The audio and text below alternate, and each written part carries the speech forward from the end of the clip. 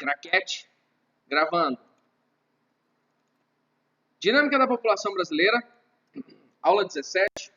Aqui fala do nosso Brasil varonil, que tem um crescimento muito exponencial, né, a partir do final do século XIX para o começo do século XX. Quando acaba o regime da escravidão, o Brasil se modernizando politicamente, né, porque até 1822 nós éramos uma colônia de Portugal, então ainda no século XIX, no começo do XIX, a gente fala aí da independência, né, da proclamação da independência do Brasil, né, na verdade, que aconteceu em 1822, na verdade ela só foi efetivada mesmo, reconhecida por Portugal em 1825, né? Então essa a história do Brasil até o século XIX, vamos dizer assim, até hoje, né? Mas até o XIX era de dependência quase que completa da sua ex-metrópole, Portugal. Então, quando o Brasil adquire sua independência e quando acaba a escravidão, porque a mão de obra utilizada no Brasil na produção agrícola, e aí no final do século XIX já a gente com o café, né, uma atividade muito rentável, ela era feita majoritariamente por mão de obra escrava, né?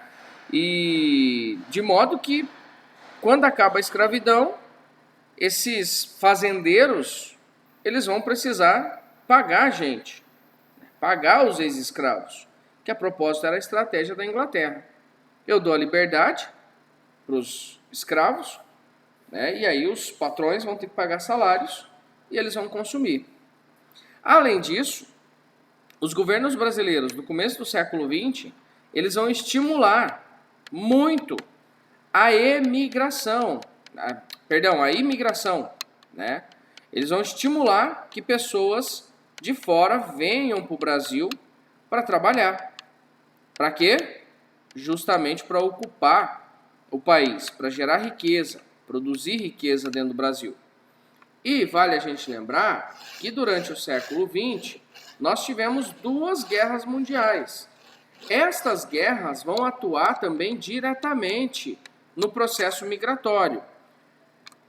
Além das 2 guerras mundiais, nós temos países como a Alemanha, Itália, Japão, que são países que mandaram muitos imigrantes para o Brasil, que estavam passando por processos de mudanças estruturais, né, mudanças internas muito grandes, unificação de territórios, né? Porque a Alemanha do século XIX, a Itália, o Japão do século XIX, não é o mesmo que a gente conhece hoje. Houve transformação muito grande, muito expressiva. Tá? Então, primeiro recenseamento brasileiro, ele aconteceu lá em 1872. E olha só, quanta população o Brasil tinha. Eu vou direto aqui para a tabela. Na verdade, esses textos que vocês vão ter aqui de apoio, ele fala sobre isso. Tá? Nós tínhamos 9,9 milhões de habitantes. Nós estávamos chegando a 10 milhões. Então, 10 milhões hoje não é nem a cidade de São Paulo. Estou falando só a cidade de São Paulo. Era a população brasileira inteira. Olha 1890. 14 milhões. Então, se você reparar, houve um crescimento bem significativo. Média de 2% ao ano. Tá vendo? Em 1890. E aí, olha 1900. 17 milhões.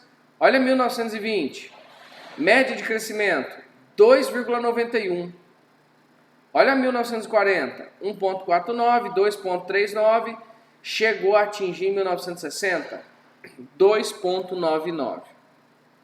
E aí eu pergunto para vocês, por que vamos pegar aqui, a partir de 1960, por que o Brasil começa a reduzir o seu ritmo de crescimento vegetativo? Por que o Brasil começa a reduzir taxa de fecundidade? Incremento é no sentido de acrescentar, Leila. de adicionar. Porque a partir de 1960, o Brasil começa a reduzir o ritmo de crescimento vegetativo? Pessoal, até 1960 arregaçou. Muita gente. Isso, maluco. Métodos anticonceptivos de um modo geral. Lembra da política lá dos neomalthusianos? Do malthusiano, neomalthusiano, ecomalthusiano, reformista. Isso, Leila. As políticas neomalthusianas, elas também vão sendo incorporadas ao Brasil. E pela própria modernização do país, né, da industrialização brasileira, porque o Brasil só vai ter um início de processo industrial após 1930, né, que é com o governo do Getúlio Vargas, e aí quando vem Kubitschek e os militares, eles dão sequência a esse processo, as indústrias chegam e elas precisam de mão de obra. E quem vai suprir essa mão de obra, boa parte das vezes, é justamente as mulheres. São as mulheres. Elas vão ter que trabalhar. Além disso, quando você pega a taxa de urbanização brasileira, você vê que ela sofre uma transformação também nesse período. Na década de 60, no final de 60 para 70, o Brasil tem uma ruptura, uma mudança de perfil essencialmente rural para essencialmente urbano. Então o Brasil chega ali no meio a meio, no final dos anos 60. Metade urbano, metade rural. E a partir daí a urbanização do Brasil dispara, né, e há um processo de êxodo rural muito intenso. Então o Brasil ele vai ter um crescimento vegetativo lá no século passado, que é decorrente não só das características internas, mas principalmente das externas. O Brasil vai receber muito japonês, muito alemão, muito europeu de um modo geral, por conta das guerras, por conta dos processos de unificação e por conta do próprio estímulo que o Estado brasileiro dava à chegada desses imigrantes.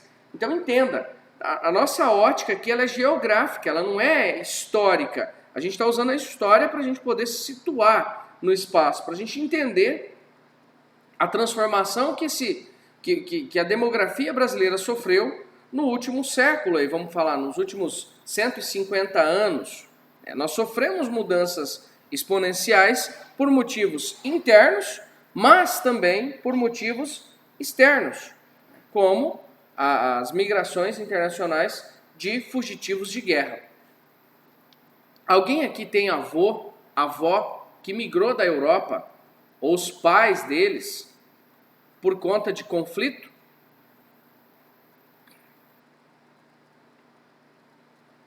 Tá vendo como não é estranho? A mãe do meu pai, ela é filha de italianos. E eles vieram da Itália por conta de perseguição política. Perseguição, não seria bem política, porque eles não ocupavam cargos políticos, sabe? Mas o país estava em guerra interna, conflitos internos, e aí vieram para cá, para o Brasil, para trabalhar justamente na lavoura do café. Foram para o interior de São Paulo. Pracinha, que isso? A avó do Luca era Pracinha. Avô do Luca. O avô dele, ô André? Que massa, cara. E ele, mas o povo do Luca é ucraniano, né?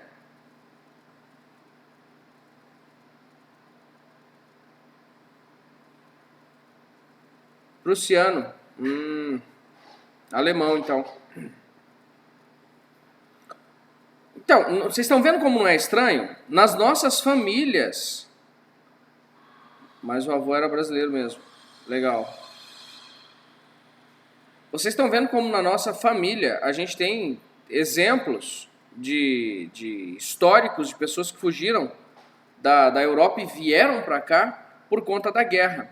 Então o nosso crescimento populacional no século passado, ele se dá muito não só pela questão do crescimento vegetativo, mas também pelo saldo da migração líquida. Eles saíam da Europa e chegavam ao Brasil. E a quantidade de brasileiros que deixavam o país ao longo do século XX, vamos pegar ali na primeira metade do século XX, era irrisório. Então, uma das um dos tapas na cara dos europeus, né, é que quando eles estavam lascados, eles vieram para os países da América Latina buscar refúgio, né? E agora que eles se superaram, ali vamos pegar a partir dos anos 70, a Europa volta aos trilhos do desenvolvimento de modo bem intenso. Hoje os europeus não querem receber os imigrantes. Tem gente que acha que a Europa recebe de imigrante é um absurdo, né? Que a Europa é o lugar que mais recebe imigrante no mundo. Cuidado com isso, o pré-universitário. A Europa, ela recebe muito pouco imigrante, ela recebe muito pouco refugiado se comparado aos países pobres. O país que mais recebe refugiado no mundo é a Turquia. Tá? Vieram da onde, Letícia? Da Itália? A gente tem muito, cara, tem muito italiano no Brasil, descendente, né, miscigenado. Italiano, alemão, justamente dos países estavam se reunificando, né, se unificando. Ok? Vamos lá. Deixa eu voltar aqui. Dá uma olhada nesses dois gráficos. É só isso que vocês precisam entender nesse capítulo, tá? E sai dessa ideia de que a Europa é o lugar que mais recebe refugiado e que país desenvolvido é o lugar que mais tem atentado terrorista. A maior parte desses fenômenos acontece em países pobres, tá bom? Pobres. Redução da fecundidade brasileira. Olha isso. A média de filhos. Eu não sei porque a apostila não trouxe aqui. Vamos ver se tem algum exercício aqui para frente que pega a fecundidade aqui. Taxa de fecundação total. Olha a fecundidade brasileira em 1970. 5,8 filhos. 1920, 6,5 filhos. Então, volta aqui, ó. Era maior ainda. A fecundidade brasileira, ela vem reduzindo drasticamente. Ó, só que de modo menos acentuado, né? Mais lento do que aconteceu na China, por exemplo. Olha o que aconteceu com a China de 70 a 80. Olha esse declínio, gente. Saiu de 5,7 mais ou menos e veio para 2,7. Caiu 2 pontos percentuais em uma década. Por quê? Porque havia a política do filho único. Então, o que vocês têm que entender aqui nesses gráficos? Há uma projeção de redução da taxa de fecundidade da mulher brasileira. Por quê? Isso está associado com o nosso processo de desenvolvimento, né? Qual o país que recebe refugiado? Turquia, André. País que mais recebeu imigrantes nos últimos tempos, tá? E nós temos vizinhos aqui também recebendo muita gente. Não, André, ao longo da história, sim. Ao longo da história, estou falando recentemente. Porque a onda de refugiados é um fato recente, né? Vamos pegar aí, virou um problema, é um fato recente. Vamos pegar aí 2010 para cá, se acentuou bastante. E aí com a invasão do Iraque em 2003, né, novas incursões no Afeganistão. O que é isso, Leila? Aqui fala que são os Estados Unidos. Não, Leila, ao longo da história, sim. Os Estados Unidos recebeu mais de 40 milhões de imigrantes. O país é um país fruto de imigração. Agora, a gente está falando do processo de refugiados. Tá? Conseguiu distinguir? Bom, acho que é isso. Eu vou deixar vocês... Vamos fazer a tarefa online?